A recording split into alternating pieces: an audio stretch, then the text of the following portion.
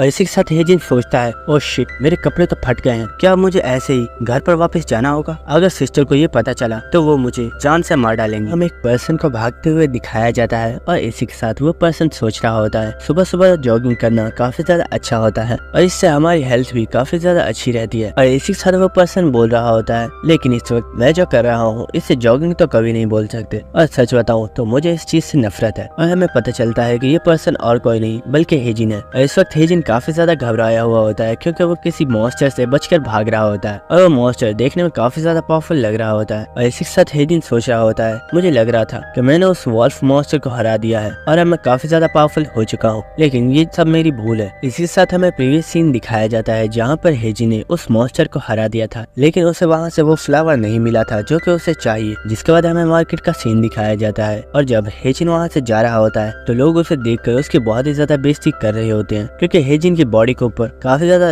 Dark spots बने हुए हैं और इस चीज की वजह से हेजिन को काफी ज्यादा एम्बैरेसमेंट का सामना करना पड़ता है। और जब वो घर पर चला जाता है तो उसकी सिस्टर भी उसे काफी ज्यादा डांटती है। जिसके बाद हमें प्रेजेंट सीन दिखाया जाता है और उसी वक्त वो मॉन्स्टर हेजिन के ऊपर एक बहुत ही जोरदार अटैक करता है जिसकी वजह से हेजिन एक दीवार में जाकर लगता है। लेकिन इस चीज से हेजिन को तो कुछ नहीं हुआ होता है, लेकिन उसका चेहरा उस दीवार में ही धंस जाता है। जिसके बाद वो अपने आप को उस दीवार में से निकालता है और जमीन के ऊपर गिर जाता है। और उसी वक्त हेजिन को अपने सामने वही फ्लावर नजर आता है जिसके लिए हेजिन यहाँ पर आया है। और इस फ्लावर को देखकर हेजिन काफी ज्यादा खुश हो जाता है और हेजिन फौरन से खड़ा होकर बोलता है, फाइनली मैंने इसे तलाश कर ही लिया। और हमें बताया जाता है कि ये फ्लावर्स 3 कैटेगरीज के होते हैं और इन्हें सनफ्लावर्स बुलाया जाता है। और हमें बताया जाता है सबसे लोवेस्ट क्वालिटी के फ्लावर को ब्रॉन्ज फ्लावर बुलाया जाता है। और इस फ्लावर को तलाश करना काफी ज्यादा इजी होता है। जिसके बाद हमें सिल्वर फ्लावर के बारे में बताया जाता है और ये भी ब्रॉन्ज फ्लावर की तरह आसानी से मिल सकता है। जिसके बाद हमें गोल्डन फ्लावर के बारे में बताया जाता है और ये एक ऐसा फ्लावर है जो कि बहुत ही ज्यादा रेयर होता है और इसे तलाश करना बहुत ही ज्यादा मुश्किल है क्योंकि इसे सिर्फ हाई रिस्क की डंजन में ही तलाश किया जा सकता है। जिसके बाद हेजिन हमें बताता है, मुझे जो फ्लावर मिला है ये सबसे लोवेस्ट रैंक का फ्लावर है और इसे ब्रॉन्ज फ्लावर बुलाया जाता है, लेकिन इसकी प्राइस भी 10 मिलियन से स्टार्ट होती है। और इस चीज की वजह से हेजिन काफी ज्यादा खुश हो जाता है और वो सोच रहा होता है, अब तो मेरे पास पैसा ही पैसा होगा और अगर 2-4 फ्लावर और मिल जाएं तो मैं तो एक बहुत ही ज्यादा अमीर आदमी बन जाऊंगा। जिसके बाद हेजिन हमें बताता है ये फ्लावर्स काफी ज्यादा रेयर होते हैं और इन फ्लावर्स को हीलिंग पोशंस के लिए इस्तेमाल किया जाता है और ये फ्लावर्स इतने ज्यादा पावरफुल होते हैं कि किसी मरते हुए आदमी को भी जिंदगी दी जा सकती है। लेकिन इसी वक्त वो बॉस मॉन्स्टर भी हेजिन के पास आ जाता है और वो मॉन्स्टर उस फ्लावर और हेजिन के दरमियान में आ जाता है और हेजिन हमें बताता है, अगर मुझे इस फ्लावर को हासिल करना है तो मुझे इसके लिए इस बॉस मॉन्स्टर को मारना होगा, लेकिन मैं इस बॉस मॉन्स्टर को नहीं मार सकता। ऐसा नहीं है कि मेरी पावर इससे कम है, बल्कि ये मॉन्स्टर तो उस वॉल्फ मॉन्स्टर से भी काफी ज्यादा वीक है। असलियत में वजह ये है कि मुझे कुछ इन्फॉर्मेशन कलेक्ट करने के बाद पता चला, अगर हम बॉस मॉन्स्टर को मार डालते हैं तो ब्रॉन्ज फ्लावर की पावर बिल्कुल खत्म हो जाती है और वो इस्तेमाल के काबिल नहीं रहता। तो सबसे पहले हमें ब्रॉन्ज फ्लावर को हासिल करना होगा और उसके बाद हमें बॉस मॉन्स्टर को मारना होगा। जिसके बाद हेजिन सोच रहा होता है, काश मेरे पास कोई ऐसी चीज होती जिसके जरिए मैं इस बॉस मॉन्स्टर को बेहोश कर देता या फिर कम से कम मैं इसे पैरालाइज कर देता, ताकि पहले मैं इस फ्लावर को ले लेता और उसके बाद मैं इस मॉन्स्टर को किल कर देता। और हेजिन सोच रहा होता है, शिट, आखिर मेरे पास ऐसी कोई चीज क्यों नहीं है। लेकिन इसी वक्त सिस्टम की तरफ से मैसेज आता है और हेजिन को बताया जाता है, सर आपके पास एक ऐसी चीज मौजूद है। ये सुनकर हेजिन काफी ज्यादा हैरान हो जाता है और वो बोलता है, हे सिस्टम, आखिर ये तुम क्या कह रहे हो, मेरे पास तो ऐसा कुछ भी नहीं है। लेकिन उसी वक्त हेजिन का सिस्टम उसके डैगर के सेकंड मोड को ऑन कर देता है और उसे बताया जाता है, आप हेक्सा के सेकंड मोड को यूज करते हुए किसी भी मॉन्स्टर को पैरालाइज कर सकते हो और इसी के साथ वो मॉन्स्टर बेहोश भी हो जाएगा। तो ये सुनकर हेजिन काफी ज्यादा हैरान हो जाता है और वो अपने वेपन को देखकर सोच रहा होता है, जब मैं डॉक्टर जिन से मिला था मुझे लगा था वो एक बहुत ही ज्यादा बेकार आदमी है, लेकिन सच में उसने तो काफी कमाल की चीज तैयार की है। लेकिन उस वक्त हेजिन सिस्टम से बोलता है, अगर तुम्हें इस बारे में पहले ही पता था तुमने मुझे इस बारे में पहले क्यों नहीं बताया। तो ये सुनकर सिस्टम बोलता है, ऐसा इसलिए है क्योंकि आपने इस बारे में पहले पूछा ही नहीं था। और ये सुनकर हेजिन को और भी ज्यादा गुस्सा आ रहा होता है और वो अपने दिल में सोच रहा होता है, अगर ये कमीना कोई इंसान होता तो मैं इसे पकड़कर बहुत ही ज्यादा पीटता, लेकिन ये तो सिर्फ एक सिस्टम है और मैं इसका कुछ बिगाड़ भी नहीं सकता। लेकिन उसी के साथ हेजिन काफी ज्यादा खुश हो जाता है और वो बोलता है, तो फाइनली मुझे एक ऐसी चीज मिल चुकी है जिसके जरिए मैं किसी भी मॉन्स्टर को पैरालाइज कर सकता हूँ और आसानी से इन फ्लावर्स को हासिल कर सकता हूँ। जिसके बाद हम देखते हैं कि हेजिन उस मॉन्स्टर के पास चला जाता है और इसी के साथ वो उस मॉन्स्टर के ऊपर अटैक कर देता है और हम देखते हैं कि हेजिन के अटैक की वजह से वो मॉन्स्टर वहीं पर बेहोश होकर गिर जाता है। जिसके बाद हम हेजिन को देखते हैं जो कि काफी फनी अंदाज में एक बहुत ही ज्यादा स्कैरी लुक देते हुए उस फ्लावर के पास चला जाता है और वो वो बोल रहा होता है फाइनली मेरे अमीर होने के दिन आ गए हैं। और हेजिन का ऐसा रूप देखकर तो वो फ्लावर भी डरा हुआ होता है। लेकिन उस वक्त हम देखते हैं कि ब्लैकी भी बाहर आ जाता है और वो इस फ्लावर को देखकर काफी ज्यादा खुश हो रहा होता है। लेकिन हेजिन उससे बोलता है तुम इसे नहीं खा सकते क्योंकि इसकी मुझे जरूरत है। और ये सुनकर ब्लैकी काफी ज्यादा दुखी हो जाता है। लेकिन हेजिन बोलता है फिक्र मत करो, आगे चलकर हमें ऐसे और भी काफी ज्यादा फ्लावर्स मिलेंगे और मैं तुम्हें इन फ्लावर्स को खाने का मौका भी जरूर दूंगा। इसके बाद हम देखते हैं कि हेजिन उस फ्लावर को जमीन से निकाल लेता है और इसी के साथ हेजिन बोल रहा होता है मुझे ये फ्लावर तो मिल गया, लेकिन आखिर मैं इसे बेचूंगा कैसे, क्योंकि इन फ्लावर्स को सिर्फ टॉप रैंक की गिल्ड्स ही मार्केट में बेच सकती हैं और अगर किसी आम पर्सन के पास इस तरह का पावरफुल फ्लावर मिल जाए तो इसे इलीगल समझा जाता है। इसके बाद हमें नेक्स्ट सीन दिखाया जाता है जहाँ पर हेजिन ब्लैक मार्केट में आ चुका होता है और हेजिन ब्लैकी से बोलता है ब्लैकी हम लोग इस वक्त ब्लैक मार्केट में है और ये जगह काफी ज्यादा खतरनाक है, इसलिए मैं चाहता हूँ कि तुम मेरे आसपास मौजूद हर इंसान के ऊपर नजर रखना क्योंकि हमारे इस फ्लावर को लेने के लिए कोई भी पर्सन हमारे ऊपर अटैक कर सकता है। और हमें दिखाया जाता है कि वहाँ पर काफी ज्यादा लोग होते हैं जो कि हेजिन के ऊपर ही नजर रखे हुए होते हैं और हेजिन सोच रहा होता है अगर इनमें से किसी ने भी मेरे इस फ्लावर को लेने की कोशिश की तो इनका जो मैं हाल करूंगा उसके जिम्मेदार ये खुद होंगे। जिसके बाद हमें नेक्स्ट सीन दिखाया जाता है जहाँ पर एक ओल्ड पर्सन किस पर्सन को बोल रहा होता है ये चाकू काफी ज्यादा अच्छा है और मैं तुम्हें इसे काफी सस्ते में दे दूंगा, जरा इसे एक बार गौर से देखो। लेकिन हम देखते हैं कि वो पर्सन और कोई नहीं बल्कि हेजिन होता है और हेजिन उससे बोलता है मैंने तो तुम्हें किसी वेपन के बारे में बोला ही नहीं है, आखिर ये तुम मुझे क्यों दिखा रहे हो, मुझे ये नहीं चाहिए, तुम इसे वापस रख सकते हो। ये सुनकर वो पर्सन बोल रहा होता है हे तुमने इसे एक बार देख लिया है, अब तुम्हें मुझे इसके पैसे देने होंगे, चुपचाप इसे खरीद कर ले जाओ। और ये देखकर हेजिन सोच रहा होता है ये बुढ़ा सच में कोई पागल। उसके बाद हमें नेक्स्ट सीन दिखाया जाता है कि जब हेजिन रास्ते में चलता हुआ जा रहा होता है उसे अपने पास काफी ज्यादा रश नजर आता है और हेजिन को वहाँ पर मौजूद लोगों की बातें सुनकर पता चलता है कि यहाँ पर कोई दो लोग आपस में फाइट कर रहे हैं और हेजिन भी इस फाइट को देखने के लिए यहाँ पर आ जाता है और वो देखता है कि सामने दो लोग खड़े होते हैं जिसमें से एक बॉडी बिल्डर होता है और एक कमजोर सा लड़का होता है। और हेजिन सोच रहा होता है आखिर क्या होने वाला है, मुझे तो लगता है ये बॉडी बिल्डर इस लड़के को बहुत ही ज्यादा पीटने वाला है क्योंकि ये एक ई रैंक का हंटर है और ये देखने में भी काफी ज्यादा स्ट्रॉन्ग लग रहा है। लेकिन इसी वक्त हम देखते हैं कि वो कमजोर लड़का उस बॉडी बिल्डर को उसकी गर्दन से पकड़ लेता है और ये देख कर हेजिन भी काफी ज्यादा हैरान हो जाता है और वो उस लड़के के लेवल को चेक करता है तो उसे पता चलता है कि इस लड़के का लेवल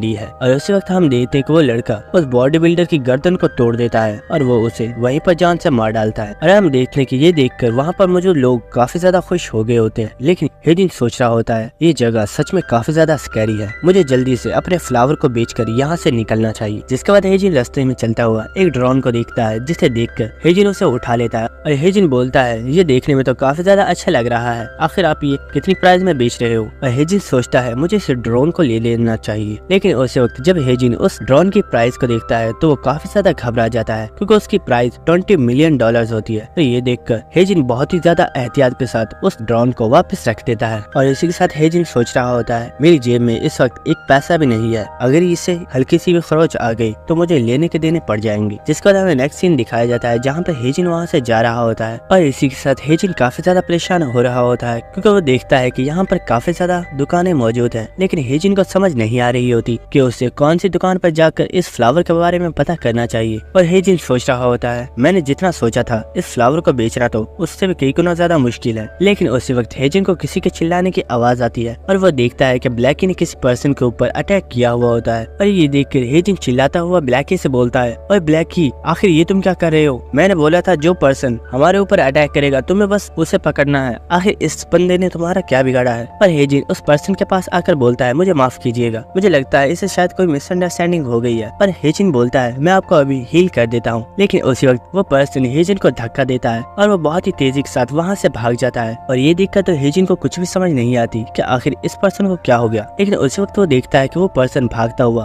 अपनी बॉडी को गायब कर लेता है और वो वहाँ से चला जाता है। और इसी के साथ हेजिन ब्लैकी से बोलता है क्या तुम्हें नहीं लगता कि हमारे पास से कोई चीज मिसिंग है, या फिर मुझे ही ऐसा लग रहा है। और इसी के साथ वो दोनों अपने उसी थैली को देखते हैं जिसके अंदर फ्लावर मौजूद था, लेकिन उनके पास वो थैला मौजूद नहीं था। और हेजिन बोलता है वो लड़का तो अब यहाँ से भाग गया है, मुझे लगता है अब हमें उसके पीछे जाना होगा। और हेजिन सोच रहा होता है मैं तो इस मार्केट से जल्दी बाहर जाना चाहता था, लेकिन अब मुझे लगता है कि यहाँ पर काफी ज्यादा टाइम लगने वाला है। जिसके बाद हेजिन वहाँ से बहुत ही तेजी के साथ गायब हो जाता है और वो उस पर्सन के पीछे चला जाता है। जिसके बाद हमें उसी पर्सन का सीन दिखाया जाता है और हमें पता चलता है कि ये पर्सन असलियत में एक लड़की है और वो लड़की इस वक्त काफी ज्यादा खुश होती है और वो बोल रही होती है ये लड़का सच में काफी ज्यादा बेवकूफ था, आखिर कोई इतनी कीमती चीज को इतने बेकार थैले में कैसे रख सकता है। मुझे लगता है उस पर्सन को शायद इस चीज की कीमत का ही नहीं पता, लेकिन उसी वक्त वो चलते हुए किसी पर्सन के साथ टकरा जाती है और वो पर्सन बोलता है, आखिर तुमने बेवकूफ किससे बोला। लेकिन ये सुनकर वो लड़की काफी ज्यादा गुस्से में बोलती है, हे अपने काम से काम रखो और आखिर तुम होते कौन हो ये पूछने वाले। लेकिन जब वो लड़की सामने देखती है तो हम देखते हैं कि ये पर्सन और कोई नहीं बल्कि हेजिन होता है, जो कि इस वक्त काफी ज्यादा गुस्से में होता है। पर हेजिन को यहाँ पर देखकर वो लड़की काफी ज्यादा हैरान हो जाती है और वो बोलती है, आज तुमने मुझे तलाश कैसे किया जबकि मैंने तो अपनी प्रेजेंस को भी हाइड किया हुआ था। ये सुनकर हेजिन बोलता है, इस चीज से तुम्हारा कोई भी मतलब नहीं है, बस चुपचाप मेरे फ्लावर को वापस दे दो और मैं तुम्हें यहाँ से जाने दूंगा। ये सुनकर वो लड़की बोलती है, ठीक है, मुझे भी यहाँ पर कोई मसला नहीं चाहिए, इसलिए तुम अपने फ्लावर को रख सकते हो। और उस फ्लावर को हेजिन को दे रही होती है, लेकिन उसी वक्त वो अपने हाथ को पीछे कर लेती है और वो बोलती है, हे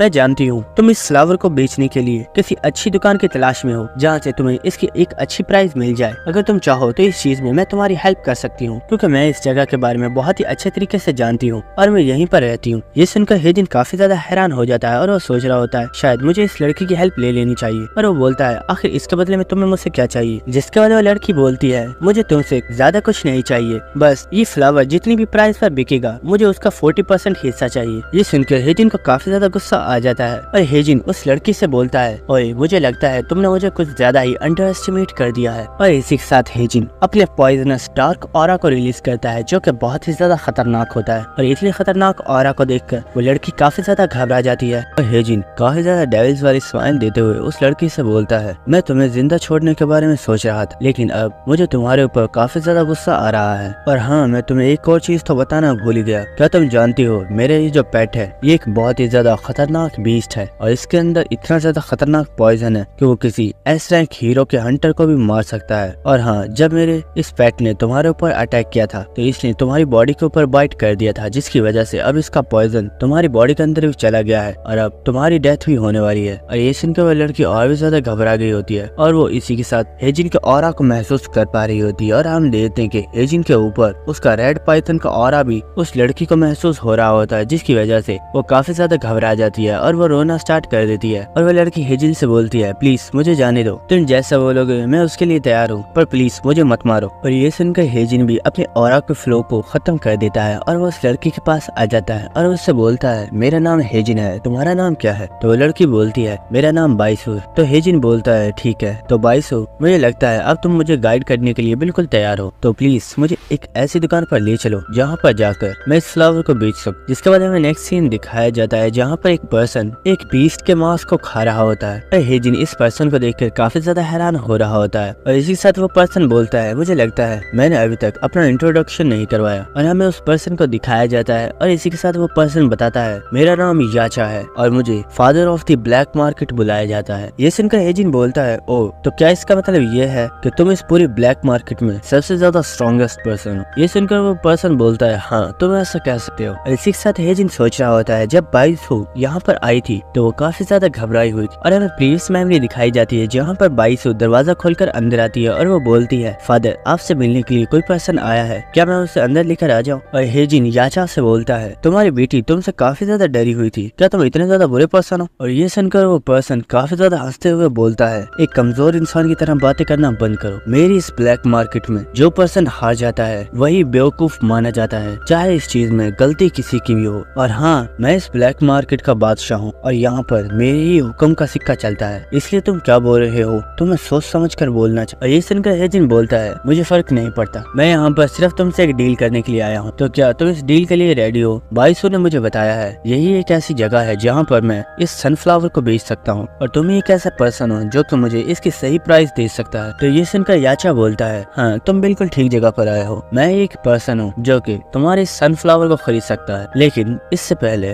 मैं तुम्हारे साथ एक छोटी सी गेम खेलना चाहता हूँ। ये सुनकर हेजिन काफी ज्यादा हैरान हो जाता है और वो बोलता है, क्या आखिर कैसी गेम। और उसी वक्त हम देखते हैं कि याचा के पास एक बैट आ गया होता है जो कि असलियत में एक भेड़िया होता है और ये उसी टाइप का मॉन्स्टर होता है जिससे लास्ट एपिसोड में हेजिन ने फाइट की थी। और इस मॉन्स्टर का भी लेवल उतना ही है जितना उस मॉन्स्टर का था। और इसी के साथ याचा बोलता है, तुम तो जानते ही हो सनफ्लावर को हासिल करना कोई इतना भी आसान काम नहीं है, इसलिए मैं काफी ज्यादा हैरान हूँ कि क्या तुम जैसा लड़का सच में एक सनफ्लावर को हासिल कर सकता है। अगर तुम्ही ने इस सनफ्लावर को हासिल किया है इसका मतलब तो यही है कि तुम ही वो पर्सन हो जिसने बॉस मॉन्स्टर से फाइट की होगी, लेकिन मुझे ऐसा नहीं लगता। इसलिए अगर तुम इस सनफ्लावर को मुझे बेचना चाहते हो तो तुम्हें मेरे इस पेट को हराना होगा। और ये सुनकर सुनकर हेजिन काफी ज्यादा हैरान हो गया होता है और वो सोच रहा होता है ये सच में कोई नॉर्मल पर्सन नहीं है, वो मॉन्स्टर जिससे फाइट करने में मैंने अपनी पूरी ताकत लगा दी थी। इतने खतरनाक मॉन्स्टर को इसने अपना पेट बनाया हुआ है। और इसी के साथ याचा बोल रहा होता है मैं तुम्हें फोर्स नहीं करूंगा, इसका फैसला सिर्फ तुम्हारे ऊपर है। तो तुम सोच सकते हो कि तुम यहाँ से भागना चाहते हो या फिर तुम इससे फाइट करना चाहते हो। याचा अभी बातें कर ही रहा होता है लेकिन उसे किसी चीज की आवाज आती है और वह देखता है कि हेजिन ने उस मॉन्स्टर को मार भी डाला है। और हम देखते हैं कि हेजिन की इतनी जबरदस्त पावर को देखकर याचा काफी ज्यादा हैरान हो जाता है और वो काफी ज्यादा हंसना स्टार्ट कर देता है। और वो हंसते हुए हेजिन से बोलता है तुम तो सच में काफी कमाल के बंदे हो, मैं तुम्हारे जैसा पर्सन आज तक नहीं देखा। तुमने मेरे इस पेट को कुछ ही सेकंड्स में हरा दिया, तुम्हारी पावर तो लाजवाब है और अब तो मुझे लगता है कि तुम्हारे साथ डीलिंग करने में मुझे काफी ज्यादा मजा आएगा। लेकिन ये सुनकर हेजिन से बोलता है अपनी बकवास बंद करो, अगर तुम्हें सच में मेरे साथ कोई डील करनी है तो मेरा और ज्यादा टाइम जाया मत करो और चुपचाप अपने डील को कंप्लीट करो। ये सुनकर याचा बोल रहा होता है तुम तो सच में काफी ज्यादा रूड हो। और इसी वक्त बाई से चिल्लाकर हेजिन से बोलती है ओए बेवकूफ, आखिर ये तुम किस तरीके से बात कर रहे हो? अगर तुम सच में मेरे फादर से डीलिंग करना चाहते हो तो तुम्हें इनसे अच्छे से बात करनी होगी। और इसी वक्त हम देखते हैं कि याचा को काफी ज्यादा गुस्सा आ जाता है और वो काफी ज्यादा गुस्से में बाइसु से बोलता है ए बाइसु, क्या मैंने तुम्हें कभी भी बोला है कि तुम मेरी कन्वर्सेशन के दरमियान में मुझे डिस्टर्ब कर सकती हो? और इसी के साथ हम देखते हैं कि उसने अपने ऑरा को रिलीज कर दिया होता है जिसकी वजह से हेजिन भी काफी ज्यादा घबरा गया होता है और वो बोल रहा होता है आखिर ये किस तरह का ऑरा है, ये कितना ज्यादा खतरनाक। लेकिन वो सोचता है नहीं, ये ऑरा नहीं हो सकता, ये इस बंदे का किलिंग इंटेंट है जो कि बहुत ही ज्यादा पावरफुल है। आखिर इस कमीने ने कितने ज्यादा मॉन्स्टर्स को किल किया होगा। और उसी वक्त हेजिन देखता है कि उसके फेस के ऊपर भी इसके किलिंग इंटेंट से ही कट लग गया होता है। और ये देखकर तो हेजिन काफी ज्यादा हैरान होता है और वो सोच रहा होता है इसका किलिंग इंटेंट ही इतना ज्यादा खतरनाक है कि वो मेरी बॉडी के ऊपर कट्स लगा सकता है। अगर मैं इससे फाइट करता हूँ तो क्या सच में मैं इस पर्सन से जीत सकता हूँ? और वो सोचता है मैं तो पावरफुल हूँ, लेकिन इस चीज से बाइसु के ऊपर क्या इम्पैक्ट पड़ा होगा। और वो बाइसु को देखता है तो वो देखता है कि वो तो बेचारी बेहोश हो गई होती है और वो जमीन के ऊपर पड़ी होती है। और हम देखते हैं कि इसी के साथ याचा बोलता है मुझे लगता है तुम शायद थोड़ा जल्दी में हो, इसलिए मुझे जल्दी से तुम्हें वो प्राइस दे देनी चाहिए जिसके लिए तुम यहाँ पर आए हो। और इसी के साथ याचा काफी ज्यादा स्टाइलिश तरीके से बोलता है तो ठीक है, मैं इस सनफ्लावर के लिए तुम्हें $60 मिलियन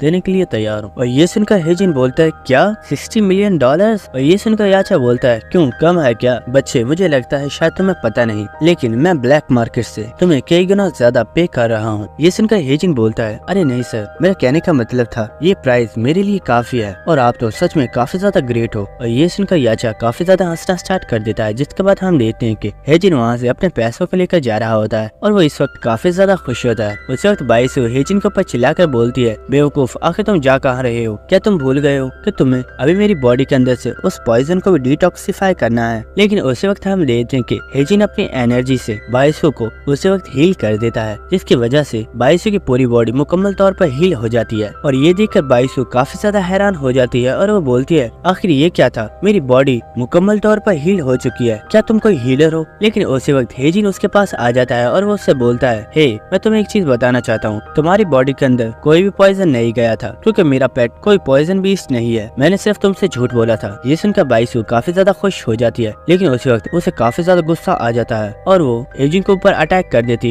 और वो उसे पंच मारते हुए बोल रही होती है कमीने, आखिर मेरे साथ मजाक करने की तुम्हारी हिम्मत कैसे हुई? क्या तुम जानते हो तुम्हारे इस झूठ की वजह से मैं कितनी ज्यादा घबरा गई थी? लेकिन हेजिन बड़ी इजीली इस अटैक का डॉज कर लेता है और हेजिन वहाँ से भाग कर जा रहा होता है और वो भागते हुए बाइसु से बोलता है तुम अभी काफी ज्यादा वीक हो, अगर सच में तुम मुझसे बदला लेना चाहती हो तो तुम्हें और भी ज्यादा स्ट्रॉन्ग होना होगा। और ये सुनकर बाइसु को उसके ऊपर काफी ज्यादा गुस्सा आ रहा होता है लेकिन हेजिन वहाँ से भाग कर चला जाता है जिसके बाद याचा बाइसु से बोलता है ये लड़का सच में काफी ज्यादा पावरफुल है। और हेजिन के जाने के बाद याचा बाइसु से बोलता है सच में तुम्हारी इंजरीज तो मुकम्मल तौर पर हील हो चुकी हैं। और ये सुनकर बाइसु बोलती है भले ही सारी इंजरीज हील हो चुकी हैं लेकिन मेरे चेहरे पे दिया हुआ आपका ये निशान अब भी मौजूद है और मुझे नहीं लगता कि ये किसी की भी पावर से हील हो सकता है। जिसके बाद बाइसु बोलती है लेकिन मैं इस चीज से काफी ज्यादा हैरान हूँ, आखिर आपने इस लड़के को ही चूज क्यों किया? ये सुनकर याचा बाइसु को कोई भी जवाब नहीं देता लेकिन हम देखते हैं कि उस जगह पर हेजिन की अब भी हल्की सी एनर्जी मौजूद होती है जिसे याचा पकड़ लेता है और वो उस एनर्जी को पकड़ कर सोच रहा होता है ये एनर्जी बिल्कुल वैसी है जैसे कि उस पर्सन की थी। और हमें एक प्रीवियस सीन दिखाया जाता है जहाँ पर याचा किसी पर्सन के सामने अपने घुटनों के ऊपर बैठा हुआ था और वो उस पर्सन से माफी की भीख मांग रहा था और वो बोल रहा था प्लीज मुझे जाने दो, मुझे मत मारो, मैं आज के बाद कोई भी गलत काम नहीं करूंगा और जो तुम बोलोगे मैं हमेशा वैसा ही करूंगा। और हम देखते हैं वो जो पर्सन होता है उसकी बॉडी के अंदर से भी बिल्कुल हेजिन वाली ही पावर निकल रही होती है और वो पर्सन हंसता हुआ काफी ज्यादा डेविल स्माइल दे रहा होता है। और दोस्तों हमें यहाँ पर नहीं बताया गया कि आखिर ये पर्सन कौन है, लेकिन मुझे ऐसा लग रहा है कि ये पर्सन और कोई नहीं बल्कि किरिल है। और इसी के साथ याचा सोच रहा होता है अगर मेरा अंदाजा ठीक है तो आगे चलकर ये पर्सन उस पर्सन से भी ज्यादा स्ट्रॉन्ग हो सकता है और मुझे इस लड़के की जरूरत है। और दोस्तों शायद याचा का कोई प्लान है जिसे वो आगे कंटिन्यू करने वाला है।